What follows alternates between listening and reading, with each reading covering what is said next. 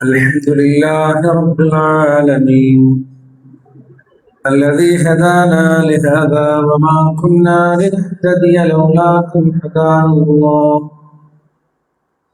نحمده ونستعينه ونستغفره ونؤمن به ونعوذ بالله من شرور أنفسنا ومن سيئات أعمالنا من يهده الله فلا مضل له ومن يضلل فلا هادي له واشهد ان لا اله الا الله وحده لا شريك له واشهد ان محمدا عبده ورسوله ارسله بالهدى ودين الحق ليظهره على الدين كله ولو كره المشركون اللهم صل على محمد وعلى آل محمد كما صليت على إبراهيم وعلى آل إبراهيم إنك حميد مجيد اللهم بارك على محمد وعلى آل محمد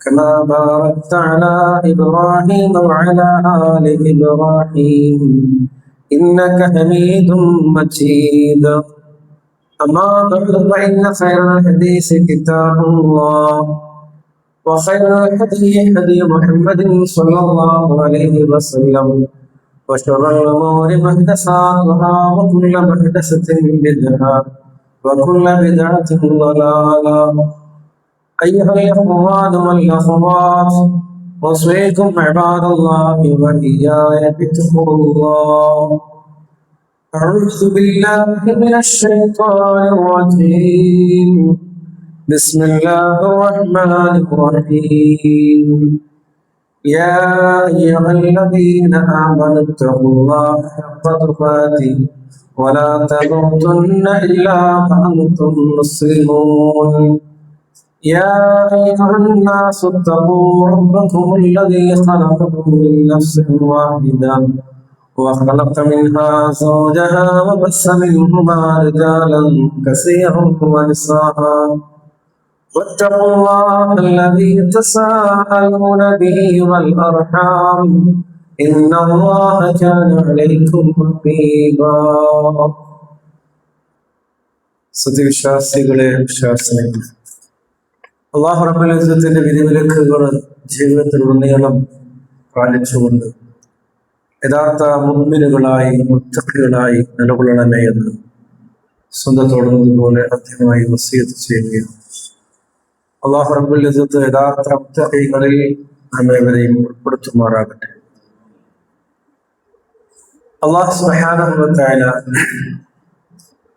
അവന്റെ ദീനുൽ ഇസ്ലാമിനെ എല്ലാത്തിനേക്കാളും ശ്രേഷ്ഠവും സവിശേഷവുമായിട്ടാണ് നമുക്ക് നൽകിയത്. അതിൽ പ്രധാന ഘടകമായ ആരാധനാക്രമം അതും വളരെ അധികം സുന്ദരവും സുതാര്യവുമായ രൂപത്തിൽ നമുക്ക് യാതൊരു പ്രയാസവുമില്ലാതെ എവിടെയും എപ്പോഴും നിർവഹിക്കാൻ കഴിയാവുന്ന ഇബാദത്തുകളാണ് നാം നിശ്ചയിച്ചിട്ടുള്ളത്. അതിൽ ഏറ്റവും പ്രധാനപ്പെട്ട കർമ്മമാണ് നമസ്കാരം. അള്ളാഹുവിന് നാം ചെയ്യുന്ന പ്രവർത്തികളിൽ ഏറ്റവും ഇഷ്ടപ്പെട്ട ഏറ്റവും ശ്രേഷ്ഠമായ ഇബാദത്താണ് നമസ്കാരം എന്നത്. അതുകൊണ്ട് തന്നെ റസൂൽ സല്ലല്ലാഹു അലൈഹി വസല്ലം പറഞ്ഞത് അന്ന അവ്വല മാ യുഹാസബു ബിഹിൽ അബ്ദു യൗമൽ ഖിയാമത്തി മിൻ അമലിഹി സ്വലാത്ത്. അള്ളാഹു തന്റെ അടിമയോട് അന്ത്യനാളിൽ ആദ്യമായി ചോദിക്കുന്നത് അവന്റെ നമസ്കാരത്തെ കുറിച്ചായിരിക്കും. ഫഇൻ സ്വലഹത്, ആരുടെ നമസ്കാരം നന്നായോ ഭംഗിയായോ, ഫഖദ് അഫ്ലഹ വഅൻജഹ, തീർച്ചയായും അവർ വിജയിച്ചു, അവർ ലക്ഷ്യം നേടി. വഇൻ ഫസദത്, ആരുടെ നമസ്കാരം ഫസാദായി കുഴപ്പമായോ എങ്കിൽ ഖാബ വഖസറ, അവൻ നഷ്ടപ്പെടുകയും നശിക്കുകയും ചെയ്തു. പിന്നെ ഒരു എക്സ്ക്യൂസും ഇല്ല. നിസ്കാരത്തിന്റെ കാര്യത്തിൽ പാസ്സായാൽ പിന്നെ ഒരു പ്രതീക്ഷ ഉണ്ട്, അത് ഫയലായാൽ പിന്നെ ഒരു പ്രതീക്ഷയും വേണ്ട. അതുകൊണ്ട് വളരെ ഗൗരവത്തോടെ പ്രാധാന്യത്തോടെ ഭയത്തോടെ നാം സ്വീകരിക്കേണ്ടുന്ന ഒരു കർമ്മമാണ് നമസ്കാരം. അതാവട്ടെ ഏത് നാട്ടിലെ ഏത് മനുഷ്യർക്കും നിർവഹിക്കാൻ കഴിയാവുന്ന വളരെ സുന്ദരമായ എളുപ്പമുള്ളൊരു ഇബാദത്താണ്. ഒരു 10 പൈസന്റെ ചെലവില്ല, അല്ലേ? നിസ്കാരത്തിന് ഒരു നാട്ടിൽ പള്ളിയുണ്ട്, അത് എത്തിപ്പെടാൻ കഴിയുന്ന നാടാണെങ്കിൽ പള്ളിയിൽ ജമാഅത്തായി നമസ്കരിക്കണം. അല്ല കാട്ടിലോ കടലിലോ എവിടെയാണെങ്കിലും സമയമായാൽ നിസ്കരിക്കാൻ ഒരു ചെലവുമില്ല. വളരെ അധികം എളുപ്പമുള്ള ഒരു ഇബാദത്തായിട്ടാണ് നമസ്കാരം. നിങ്ങൾ നോക്കൂ, മറ്റ് ആരാധനകളൊക്കെ ഒന്നെടുത്ത് പരിശോധിച്ച് നോക്കിയാൽ ഇസ്ലാം അല്ലാത്ത ഇബാദത്തുകൾ പരിശോധിക്കാൻ ഒരു നേരം ഒരു ടൈം അവർക്ക് ഇബാദത്തിന് എത്ര പൈസ വേണം, അല്ലെ? അതേപോലെ തന്നെ എന്തെല്ലാം നൂലാമാലകൾ, സങ്കീർണതകൾ ഇസ്ലാമിൽ ഇബാദത്ത് പരിശോധിച്ച് നോക്കി എന്തൊരു സുന്ദരമാണ്. അപ്പോൾ എല്ലാവർക്കും പ്രാക്ടിക്കലായ രൂപത്തിലാണ് അള്ളാഹു സംവിധാനിച്ചിട്ടുള്ളത്. അത് ഏറ്റവും ഭക്തിയോടെയും സൂക്ഷ്മതയോടെയും നിർവഹിക്കപ്പെടുമ്പോഴാണ് അള്ളാഹുവിൽ ഒരുത്തൻ സ്വീകാര്യനായി തീരുന്നത്. അവന്റെ ഇബാദത്ത് സത്യവിശ്വാസത്തിന്റെ ആനന്ദവും കർമ്മങ്ങളുടെ കൺകുളിർമയുമാണ് ഏറ്റവും നന്നായി അനുഭവവേദ്യമാവുന്ന കർമ്മം. അതാണ് നമസ്കാരം.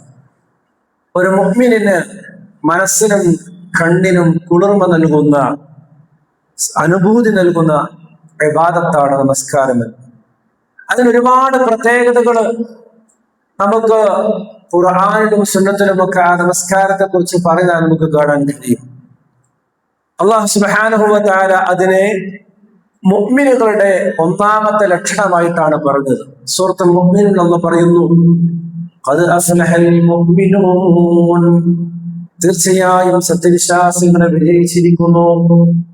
അല്ലദീന ഹും ഫീ സ്വലാത്തിഹിം ഖാശിഊൻ, അവരുടെ ഒന്നാമത്തെ ഗുണം അവർ നമസ്കാരത്തിൽ ഭയഭക്തിയുള്ളവരായിരിക്കും. അപ്പൊ ഒന്നാമതായി മുഅ്മിന്റെ ഗുണമായിട്ട് അല്ലാഹു എടുത്തു പറഞ്ഞ അവന്റെ അമലുകളിൽ നമസ്കാരം. നമസ്കാരത്തിൽ ഭയഭക്തിയുള്ള മുഅ്മിനുകളെ വിജയിച്ചു എന്ന് റബ്ബ് സർട്ടിഫൈ ചെയ്യുകയാണ്. മാത്രമല്ല തൗഹീദിന്, ഈമാനിന് ശേഷം അള്ളാഹു ആദ്യമായി നമുക്ക് കടമയാക്കിയത് അവലമാ ഫറദല്ലാഹു തആല ബഅദൽ ഈമാനി ബിഹി സുബ്ഹാനഹു വ തൗഹീദുഹു, അള്ളാഹു പരിശുദ്ധമായ അള്ളാഹുവിന്റെ തസ്ബീഹിനും അതുപോലെ തൗഹീദിനും ശേഷം അള്ളാഹു സുബ്ഹാനഹു വ തആല നമുക്ക് നിർബന്ധമാക്കിയ കർമ്മം നമസ്കാരമാണ്. അത് ഏറ്റവും ശ്രേഷ്ഠമായ കർമ്മമായിട്ട് അള്ളാഹു സുബ്ഹാനഹു പഠിപ്പിക്കുന്നത്. നോക്കൂ, നമുക്കിങ്ങനെ കാണാൻ കഴിയും, ഫഹിയ അഅ്ളമു അർക്കാനുൽ ഇസ്ലാമി ബഅദ ശഹാദത്തൈനി എന്ന് നമ്മളെ ഉലമാക്കളെ പഠിപ്പിക്കുകയാണ്. അഥവാ ഷഹാദത്ത് കലിമ കഴിഞ്ഞാൽ പിന്നെ ഏറ്റവും ശ്രേഷ്ഠമായത് ഇസ്ലാമിൽ നമസ്കാരമാണ്. ഒരാൾ മുഅ്മിനായാൽ അടുത്ത സെക്കൻഡ് മുതൽ അവന് നിർബന്ധമാകുന്ന ഒരു കർമ്മമാണ് നമസ്കാരം.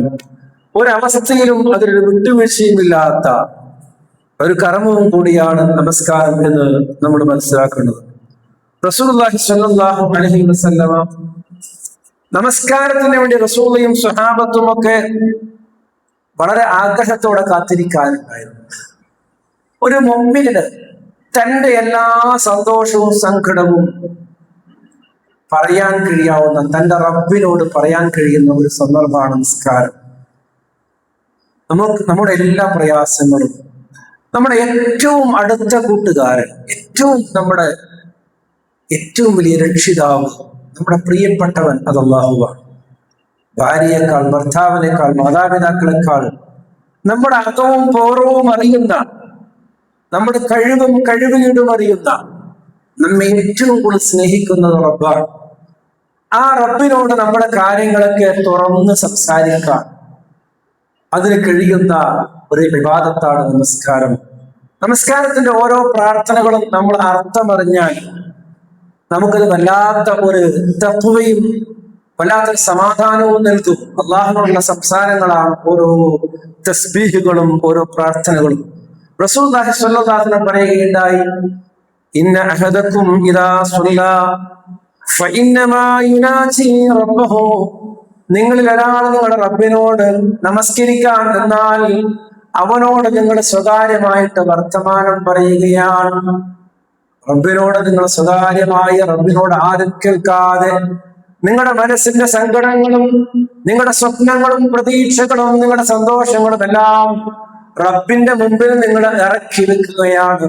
റബ്ബിനോട് നിങ്ങൾ സംസാരിക്കുകയാണ്. ആ ബോധത്തോടെ നിസ്കരിക്കാൻ നിന്നാൽ ആ നിസ്കാരത്തിന് വല്ലാത്തൊരു സന്തോഷം ഉണ്ടാവും.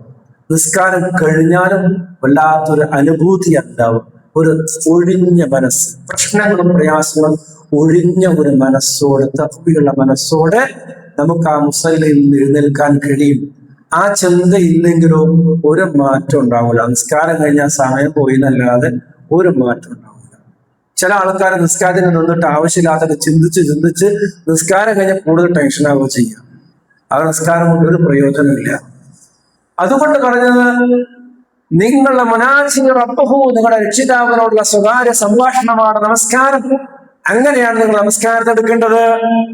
അതുകൊണ്ട് തന്നെ ദിവസത്തിൽ 1000 പ്രശ്നങ്ങൾ വന്ന് കുമിഞ്ഞുകൂടുന്ന സമൂഹത്തിലും കുടുംബത്തിലും പ്രശ്നങ്ങളും പ്രയാസങ്ങളും പട്ടിണിയും ദാരിദ്ര്യവുമായി, യുദ്ധങ്ങളും കെടുതികളും ഭീഷണികളുമായി കഴിഞ്ഞുകൂടുന്ന സ്വഹാബത്തുൽ കിറാമും റസൂൽ സല്ലല്ലാഹു അലൈഹി വസല്ലമയും പള്ളിയിൽ വന്ന് നമസ്കാരത്തിന് വേണ്ടി ഇങ്ങനെ കാത്തിരിക്കും കൊതിയോടെ. നമസ്കാരത്തിന്റെ സമയം ആളുകള് അന്ന് ഇത്ര മിനിറ്റ് ഒന്നും വെച്ചിട്ടില്ല. എല്ലാരും കൂടിയ അത് ഇഖാമത്ത് വിളിക്കല. അപ്പോ എല്ലാരും ഇങ്ങനെ ആൾക്കാരിങ്ങനെ വരുമ്പോ റസൂൽ സല്ലല്ലാഹു അലൈഹി വസല്ലം ചില സമയത്ത് പറയും, യാ ബിലാൽ അഖിമിസ് സ്വലാത്ത അരിഹ്നാ ബിഹാ, ഓ ബിലാലെ ഇഖാമത്ത് കൊടുക്കുക, ഞങ്ങളുടെ മനസ്സിനൽപ്പം സമാധാനം കിട്ടട്ടെ, ഞങ്ങളോടൊപ്പം കരുണ കാണിക്കു ബിലാലെ, ഇഖാമത്ത് കൊടുക്കുക എന്ന് റസൂൽ സല്ലല്ലാഹു അലൈഹി വസല്ലം പറയാറുണ്ടായിരുന്നു എന്നാണ്. അപ്പൊ അരിഹ്നാ ബിഹാ, ഞങ്ങളുടെ മനസ്സിന് ആനന്ദം നൽകൂ, ഞങ്ങളോട് കരുണ കാണിക്കൂ എന്ന് റസൂൽ പറയും. അപ്പൊ അവരുടെ മനസ്സിന്റെ ആനന്ദമായിട്ടാണ് സ്വഹാബാ കിറാം നമസ്കാരത്തെ കണ്ടിരുന്നത്. അത് അങ്ങനെയാണ് അല്ലാഹുവിന്റെ റസൂൽ സല്ലല്ലാഹു അലൈഹി വസല്ലം സ്വഹാബത്തും അവരുടെ ജീവിതത്തിന്റെ ഏറ്റവും വലിയ സമ്പത്തായി, ശക്തിയായി പടച്ച റബ്ബിനുള്ള പ്രാർത്ഥന അവർ കണ്ടിരുന്നു.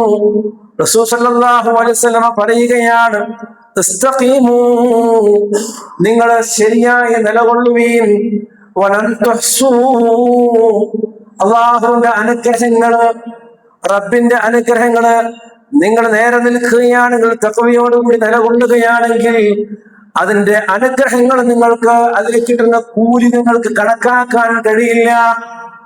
അതുകൊണ്ട് വഅലമൂ, നിങ്ങൾ അറിയണം, അന്ന ഖൈറ അഅമാലികും അസ്സലാത്ത്, തീർച്ചയായും ഏറ്റവും നല്ല പ്രവൃത്തിയാണ്, ഏറ്റവും നല്ല അമലാണ് നമസ്കാരം. വലാ യുഹാഫിദു അലൽ വുളൂഇ ഇല്ലാൽ മുഅ്മിൻ, അതുകൊണ്ട് തന്നെ നമസ്കാരത്തിൽ മുഅ്മിനീങ്ങൾക്കല്ലാതെ ആ നമസ്കാരത്തിന് ഉളു എടുത്തു വന്ന് നമസ്കാരം കഴിയുന്നത് വരെ ആ ഉളു പിടിച്ചു നിർത്താൻ മുഅ്മിനീങ്ങൾക്കേ കഴിയുകയുള്ളൂ. മുഅ്മിനീങ്ങൾക്കാണ് അതിന് കഴിയുക, ആ ഉളുവോടുകൂടി. ഇത് പണ്ഡിതന്മാര് പറയുന്ന മറ്റൊരു വിശദീകരണം ഉണ്ട്. അതായത് എപ്പോഴും ഉളുവായിട്ട് നടക്കുന്ന ആളുകളുണ്ട്. ഉളു പറഞ്ഞാൽ ഉളു എടുക്കുക, അങ്ങനെ എപ്പോഴും ഉളു സൂക്ഷിക്കുന്ന ആളുകൾ, അത് മുഅ്മിനീങ്ങൾക്ക് കഴിയൂ എന്നാണ്. കാരണം ഉളു സൂക്ഷിക്കണം, അതിന്റെ പുണ്യവും അതിന്റെ മഹത്വവും ഒക്കെ ഒരു മുഅ്മിന്റെ മനസ്സിൽ ഉണ്ടാവുള്ളൂ. അതുകൊണ്ട് എപ്പോഴും ഉളു സൂക്ഷിക്കുക എന്നുള്ളത് അള്ളാഹുവിന് ഏറെ ഇഷ്ടമുള്ള കാര്യം. കഴിയുന്നവർക്ക് നിർബന്ധമല്ല, അത് ഏറ്റവും ശ്രേഷ്ഠമായ നല്ല ഗുണകരമായ കാര്യം. ഉളു പറയുമ്പോൾ അങ്ങ് ഉളു എടുക്കുക എന്നുള്ളത് അത് മുഅ്മിനീങ്ങൾക്ക് സാധ്യമാവൂ എന്നും പുസ്തകങ്ങൾ പഠിപ്പിക്കുകയാണ്. അതുപോലെ തന്നെ സൽക്കർമ്മങ്ങളെ എല്ലാം എടുത്തു പറഞ്ഞ കൂട്ടത്തിൽ സകാത്ത് പറയുമ്പോൾ കൂടുതലും നമസ്കാരം പറഞ്ഞിട്ടാ സകാത്ത് പറയുന്നത്. അതുപോലെ തന്നെ നല്ല കാര്യങ്ങൾ നിങ്ങൾ പഠിപ്പിച്ചു എന്ന് പറഞ്ഞപ്പോ ഒന്നാമത്തെ കാര്യമായിട്ട് അല്ലാഹ് പറഞ്ഞത് നമസ്കാരത്തെ കുറിച്ചാണ്.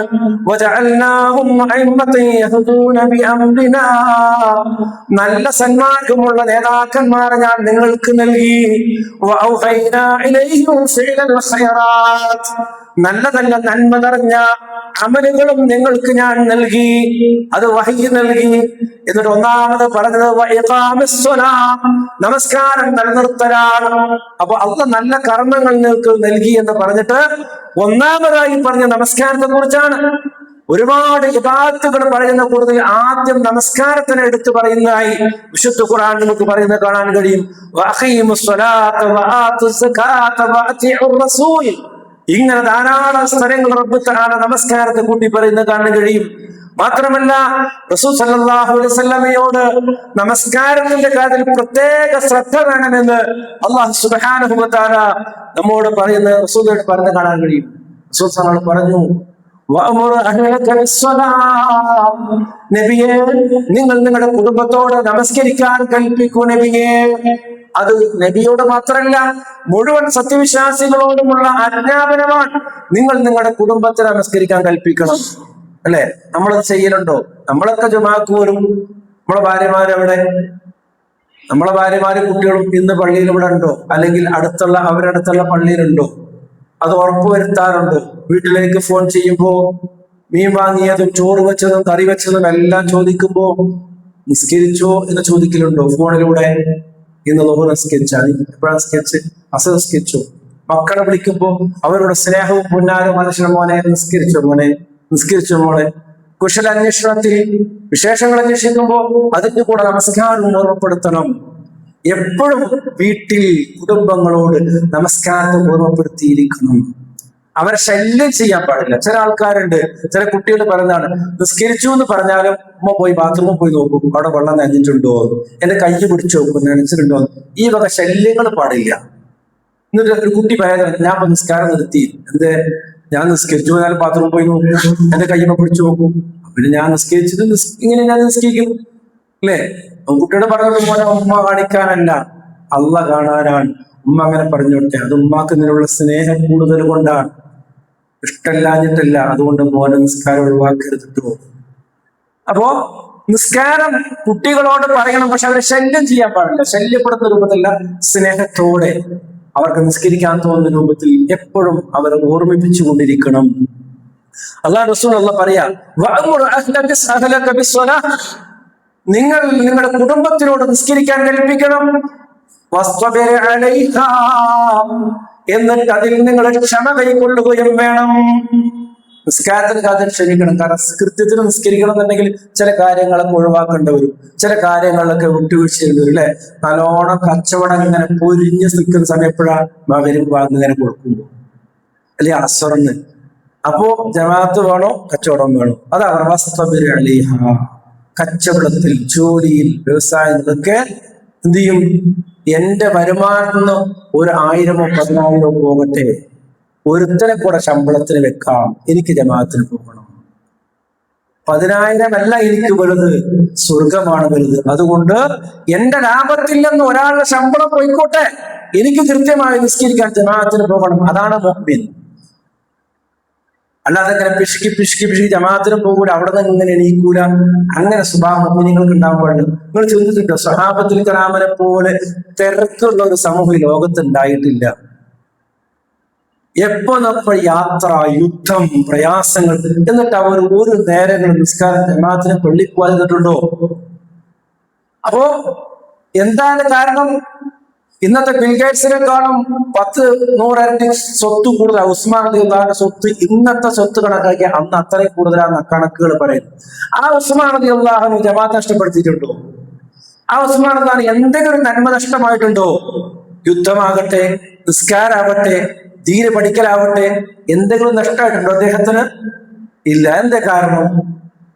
അപ്പൊ മനസ്സിലെ നെയ്യത്തിന് വജത എന്ന അറബിയിൽ ഒരു അർത്ഥവാക്യമുണ്ട്. നിന്റെ മനസ്സിൽ എന്താണോ നിനക്ക് നിർബന്ധം അത് നിനക്ക് കണ്ടെത്താൻ കഴിയുമെന്നാണ്. അപ്പൊ അതുകൊണ്ട് നമസ്കാരത്തിന്റെ വിഷയത്തിൽ അങ്ങനെ സൂക്ഷ്മത ഉണ്ടാവണം. നമസ്കാരം നഷ്ടപ്പെടാതിരിക്കുക. യാത്രയിലേക്കാണെങ്കിൽ നിർബന്ധമായി ജമാക്കുക.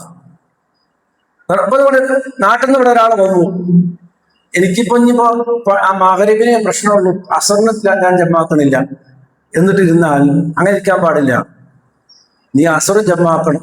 പെട്ടെന്ന് നിനക്ക് എന്തൊരാവശ്യം നീ പോകേണ്ട വന്നാൽ അസർ പോയി ജമാക്കിന് ശേഷം വീണ്ടും നീ നിസ്കരിച്ചോ, അപ്പൊ എക്സ്ട്രാ കൂലി കിട്ടി.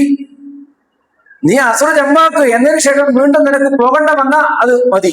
അല്ല നീ പള്ളിയിലുണ്ടെങ്കിൽ വീണ്ടും അസർ നിസ്കരിച്ചു, അപ്പൊ നിനക്ക് ഇരട്ടി പ്രതിഫലം കിട്ടി. പക്ഷെ ജമ്മാക്കണം. അത് നമസ്കാരത്തിനുള്ള സ്വലാത്തിനോടുള്ള സൂക്ഷ്മതയാണ്. യാത്രക്കിടയിൽ ജമ്മു കസ്ർ അള്ളാഹ് അനുവദിച്ചതാണ്. 4 റക്അത്ത് നിസ്കരിക്കാൻ സമയം ഉണ്ടെങ്കിലും 2 റക്അത്ത് നിസ്കരിക്കലാണ് യാത്രയിൽ പുണ്യം, അള്ളാഹ്ക്ക് ഇഷ്ടം. അള്ളാഹ് തന്നത് എടുക്കലാണ് പടച്ചോന് ഇഷ്ടം. അതുകൊണ്ട് എനിക്ക് സമയമുണ്ടല്ലോ 4 റക്അത്ത് നിസ്കരിക്കാം. ജമാഅത്താണെങ്കിൽ എന്റെ കൂടി 4 റക്അത്ത് നിസ്കരിക്കാം. നീ ഒറ്റയ്ക്ക് നിസ്കരിക്കാൻ 2 റക്അത്ത് നിസ്കരിക്കുകയാണ് അള്ളാഹുവിന് ഇഷ്ടം. അപ്പൊ നമസ്കാരത്തിന്റെ കാര്യത്തിൽ അങ്ങനെ ഒരു പഠനവും ഒരു സൂക്ഷ്മതയും ഒക്കെ ഉണ്ടാവണം. അതുകൊണ്ട് എല്ലാ അവസ്ഥയിലും നിർവഹിക്കാൻ നിർബന്ധമാക്കപ്പെട്ട കർമ്മമാണ് നമസ്കാരം.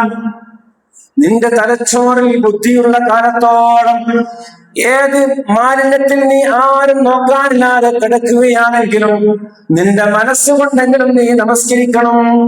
നമസ്കാരത്തിനൊരു വിട്ടുവീഴ്ചയും ഇല്ല. അതുകൊണ്ട് അള്ളാഹ് പറയുന്നു, ഞാൻ നിങ്ങളോട് ഭക്ഷണമോ മറ്റെന്തെങ്കിലും സാധനങ്ങളോ നിങ്ങളോട് ചോദിക്കുന്നില്ല. നഹ്നു നർസുഖുക, ഞാനാണ് നിങ്ങൾക്ക് റിസ്ക് നൽകുന്നത്.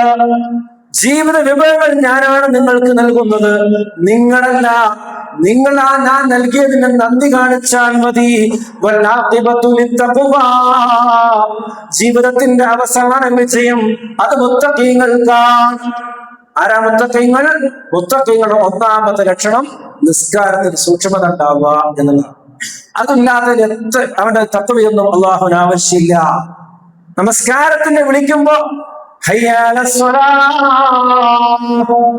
ഇന്ന് ഭൂമിയിൽ പള്ളികളില്ലാത്ത സ്ഥലം കുറവാ.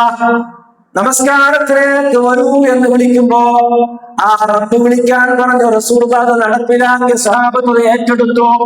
ഇന്ന് വരെ പള്ളി മിനാരങ്ങളിൽ നിന്ന് ഇങ്ങനെ വിളിക്കുമ്പോ ആ വിളിക്ക് ഉത്തരം നൽകാതെ തിരിഞ്ഞു പോകുന്നവന്റെ മറ്റൊരു കർമ്മങ്ങളും അല്ലാഹു സ്വീകരിക്കില്ല. ഒരു കർമ്മമില്ല. നമസ്കാരമില്ലാത്തവന് മറ്റൊരു കർമ്മമില്ല.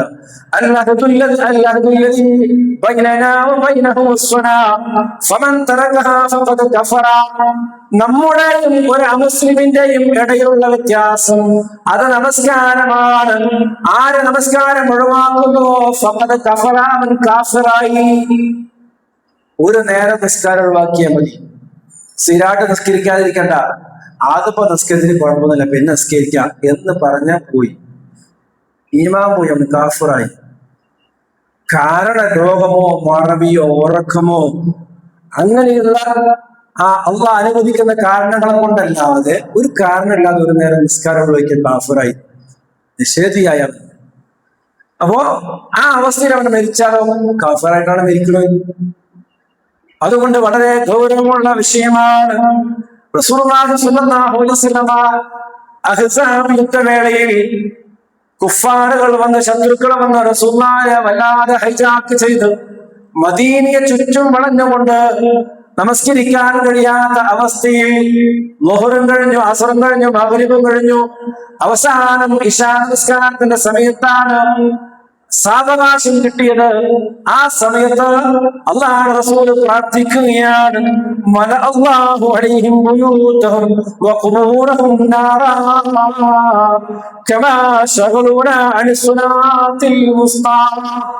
അല്ലാഹുവേ, ഞങ്ങളെ നമസ്കരിക്കാൻ അനുവദിക്കാതെ എന്റെ അസർ നമസ്കാരം പോലും ഖളായിപ്പോയി, നഷ്ടപ്പെട്ടു പോയി. അതിന് കാരണക്കാരായ ശത്രുക്കളുടെ വീടുകളെയും ഖബറുകളെയും നീ തീ കൊണ്ട് നിറയ്ക്കണേ റബ്ബേ. മുഖത്തടി കൊണ്ടപ്പോ, മുഖത്ത് തുപ്പിയപ്പോ, സ്വന്തം മകളെ ഒട്ടകത്തിൽ ചവിട്ടി വീഴ്ത്തി പിടഞ്ഞു മരിച്ചപ്പോ, സ്വന്തം നടാപ്പിയ കഷ്ണങ്ങളായി വെട്ടിനുറുക്കി വലിച്ചെറിഞ്ഞപ്പോ അപ്പോഴൊന്നും ശത്രുക്കളെ ശപിക്കാനെന്ന പ്രമാണം സല്ലല്ലാഹു അലൈഹി വസല്ലം നമസ്കരിക്കാൻ അനുവദിക്കാത്ത രൂപത്തിൽ പ്രയാസപ്പെടുത്തിയപ്പോ ആ നമസ്കാരം നഷ്ടപ്പെട്ട സങ്കടം കൊണ്ട്, ഖേദം കൊണ്ട് അല്ലാഹുവിനോട് ഇവർക്കെതിരെ പ്രാർത്ഥിക്കുകയാണ്, റബ്ബേ, ഇതിന് കാരണക്കാരായ ആളുകളുടെ ഖബറുകളെയും വീടുകളെയും നീ തീ കൊണ്ട് നിറയ്ക്കണേ റബ്ബേ. അപ്പൊ എത്രമാത്രം ഗൗരവമാണ് നമസ്കാരത്തിന് എന്നുള്ളതാണ് അവിടെ നമ്മൾ മനസ്സിലാക്കേണ്ടത്. ആ ഗൗരവം നമുക്ക് ഉണ്ടാവും. നിസ്കാരം എല്ലാം സമയം തെറ്റിയ മനസ്സിലൊരു വെപ്രാളാണ്, വയറിനകത്തൊരു തരം ഈ അസിഡിറ്റി കുടുങ്ങിയ ഗ്യാസിന് കുടുങ്ങിയാൽ ഒരു കാഴ്ച, ആ ഒരു കാഴ്ച നിസ്കാരം നഷ്ടപ്പെട്ടാ വരണം. അങ്ങനെ ഒരു ഫീലിംഗ് ഉണ്ടാവുന്നുണ്ടെങ്കിൽ ഈമാനുണ്ട്. ഇല്ല, നിസ്കാരം നഷ്ടപ്പെട്ടതേ അറിഞ്ഞിട്ടില്ല. അറിഞ്ഞപ്പോഴാവും എപ്പോഴും ഇല്ലെങ്കിൽ ഈമാനില്ലാന്നാണ് അതിന്റെ ലക്ഷണം. അതുകൊണ്ട് നമസ്കാരത്തെ കുറിച്ച് അങ്ങ് ജിജ്ഞാസ ഉണ്ടാവണം, ഒരു സൂക്ഷ്മത ഉണ്ടാവണം. അവരാണ് മുഅ്മിനീങ്ങളുടെ സഹോദരങ്ങളെ. നമ്മുടെ മക്കളെ എവിടെ പോയാലും മക്കളോട് നമസ്കരിക്കാൻ വേണ്ടി നമ്മൾ അവരെ പറഞ്ഞ് പഠിപ്പിക്കണം. 7 വയസ്സായാൽ തന്നെ നിങ്ങൾ നിങ്ങളുടെ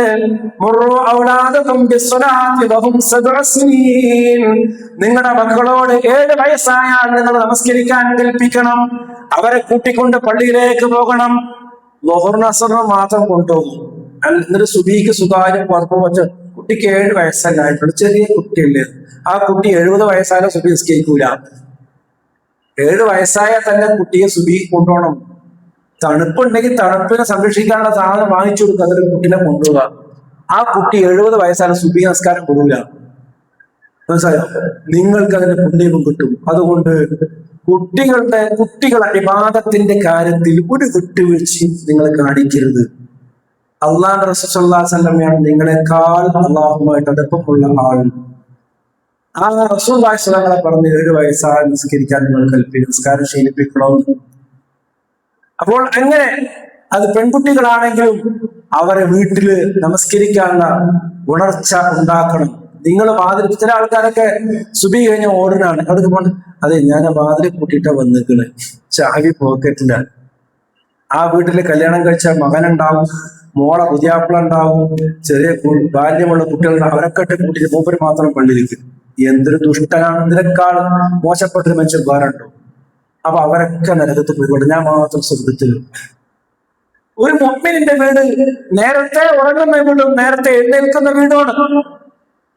ഒരു മുഅ്മിൻ ഇശാ നിസ്കാരം കഴിഞ്ഞാൽ, ഭക്ഷണം കഴിഞ്ഞാൽ അനാവശ്യ കാര്യങ്ങളിൽ വർത്താനം പറഞ്ഞിരിക്കാൻ പാടില്ല. ആവശ്യങ്ങൾ എന്നിട്ട് കഴിച്ചു ഉടനെ ഉറങ്ങണം. എന്നാൽ തഹജ്ജുദ് നിസ്കരിക്കാനോ സുബഹി നിസ്കരിക്കാനൊക്കെ എഴുന്നേൽക്കാൻ പറ്റുള്ളൂ. അങ്ങനെ നേരത്തെ എഴുന്നേൽക്കുന്ന സ്വഭാവം ഉണ്ടാവണം. ജീവിതത്തിൽ ഖൈറുണ്ടാവും. അല്ലാഹു റസൂൽ പ്രാർത്ഥിക്കേണ്ട, അല്ലാഹുവേ എന്റെ ഉമ്മത്തിന്റെ പ്രഭാതം നീ ബറക്കത്തുള്ളതാക്കണേ. അല്ലാഹുവേ എന്റെ ഉമ്മത്തിന്റെ പ്രഭാതം നീ ബറക്കത്തുള്ളതാക്കണേ. ആ പ്രാർത്ഥന കിട്ടണമെങ്കിൽ എന്ത് വേണം? റസൂലുള്ളാഹിന്റെ ഉമ്മത്താര മുസ്ലിങ്ങൾ മാത്രമാണോ? കാലാവസാനം വരെയുള്ള എല്ലാ മനുഷ്യന്മാർ റസൂലുള്ളാഹിന്റെ ഉമ്മത്താ, റസൂലുള്ളാഹിന്റെ സമൂഹമാണ്. ആ വർക്കത്ത് ഇവിടെ കിട്ടണ ആർക്കാ? ആരാ 7 മണിക്ക് ഇവിടെ കടവറക്കുന്നവര്? സുബഹി കഴിഞ്ഞാൽ കടവറക്കുന്നവരാ? മുസ്ലിമാ? അല്ല. ആ വർക്കത്ത് ആർക്കാ കിട്ടണത്? ഇന്നൊരു കച്ചവടമല്ല ആ വർക്കത്ത്. അപ്പൊ 10 മണിക്കല്ലേ അങ്ങാടി ആക്റ്റീവ് ആവുള്ളൂ. എടോ, നീ ദുനിയാവിനെ വെച്ച് അളക്കല്ലേ. അല്ലാഹുവിന്റെ റസൂൽ പറഞ്ഞിട്ടുണ്ടെങ്കിൽ പ്രഭാതത്തിൽ ബർക്കത്തിന് നിനക്കുള്ള ബർക്കത്ത് വരും. അത് ഏതെങ്കിലും വെച്ച് റബ്ബ് ബർക്കത്ത് തരും. അത് നേരത്തെ കട തുറക്കുന്ന ഒരു സ്വഭാവം, സംസ്കാരം മുസ്ലിങ്ങൾക്ക് ഉണ്ടാവണം. അതിനാ ബർക്കത്ത്. അല്ലാതെ 10-11 മണിയൊക്കെ കട തുറക്കലല്ല. ആ എല്ലാ പുണ്യം കഴിഞ്ഞതിന് ശേഷം ഏത് കാര്യത്തിലും രാവിലെ ബർക്കത്തുണ്ട്. കുട്ടികളുടെ പഠനത്തിൽ, വീട്ടിലെ ജോലിയിൽ, എല്ലാവരും രാവിലെ ബർക്കത്തുണ്ട്. അതുകൊണ്ട് രാവിലെ സുബഹി കഴിഞ്ഞാൽ പിന്നെ അങ്ങ് ഉഷാർ ആക്റ്റീവ് ആകുന്ന സ്വഭാവം മുഅ്മിനീങ്ങൾക്ക് ഉണ്ടാവണം. അതുകൊണ്ട് പ്രിയമുള്ളവരെ, സുബഹി നമസ്കരിപ്പിക്കണം, കുട്ടികളെ വിളിച്ചുണർത്തണം. ആ കാര്യങ്ങളിലൊക്കെ നോക്കൂ, എല്ലാ അമ്പിയാക്കന്മാർക്കും അല്ലാഹു സുബ്ഹാനഹു നമസ്കാരം നൽകിയിട്ടുണ്ട്. ഒരു നബിയും നമസ്കാരമില്ലാത്ത നബി ഉണ്ടായിട്ടില്ല. എല്ലാ നബിമാർക്കും നമസ്കാരം ഉണ്ടായിട്ടുണ്ട്. അള്ളാഹുവിന്റെ ഇബ്രാഹിം അലൈഹിസ്സലാം പ്രാർത്ഥിക്കുന്നതായി കാണാൻ കഴിയും. അല്ലാഹുവേ എന്നെയും റബ്ബ് ജഅൽനി മുഖീമസ്സലാത്ത വമിൻ ദുർരിയതി. അല്ലാഹുവേ എന്നെയും എന്റെ പരമ്പരകളെയും നമസ്കാരം നിലനിർത്തുന്നവരാക്കി നീ മാറ്റണേ. പേരക്കുട്ടികൾ നിസ്കരിക്കണമെങ്കിൽ എന്ത് വേണം? നമ്മൾ പ്രാർത്ഥിക്കണം. എപ്പോ പ്രാർത്ഥിക്കണം? പേരക്കുട്ടികൾ ജനിക്കാൻ കാത്തിരിക്കണ്ട, ഇപ്പോഴല്ലാണ്ട് പ്രാർത്ഥിക്കുക. അത് റബ്ബ് ജഅൽനി മുഖീമസ്സലാത്തി വമിൻ ദുർരിയതി. അല്ലാഹ് എന്നെയും എന്റെ പരമ്പരയെയും നമസ്കാരം നിലനിർത്തുന്നവരാക്കണേ എന്ന് പ്രാർത്ഥിക്കുക റബ്ബിനോട്. അപ്പൊ മക്കളും പേരക്കുട്ടികളൊക്കെ നിസ്കരിച്ചോളും. കുറച്ചുകൂടി പറയാം. അള്ളാഹു തൗഫീഖ് ചെയ്യുമാറാകട്ടെ. അള്ളാഹു ഇഷ്ടപ്പെടുന്ന കുടുംബമായി നമസ്കാരം നടത്തുന്നവരായി അള്ളാഹു മാറ്റുന്നവരാണ്.